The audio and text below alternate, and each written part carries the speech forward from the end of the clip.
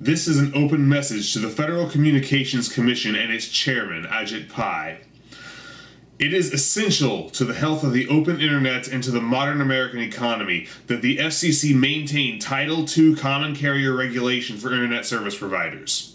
If our ISPs are allowed to charge for paid prioritization, or if they can throttle or block competing services, which is nothing more than rent-seeking behavior, it will place a huge damper on internet activity, and as businesses and websites either scramble to find the revenue to pay off ISPs or wind up throttled or blocked.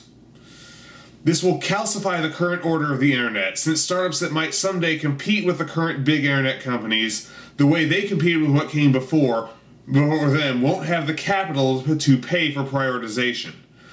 This doesn't even account for ISPs blocking services that compete with their own, as Verizon, which you worked for as a lawyer, Mr. Pai, blocked access to Google Wallet on its network because it had a competing service in development, which not coincidentally played a large part in spurring the regulations that your commission is currently planning to gut for no good reason.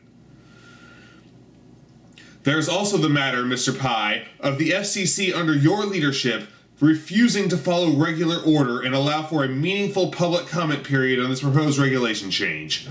You have dismissed public comments as unreliable because they could be fraudulent, having done nothing to prevent fraudulent commenting, and have utterly failed to hold public hearings to receive comments in person where you can be sure no spam bot is leaving the message. This is plain illegal. You are required to hold a meaningful public comment period on regulation changes.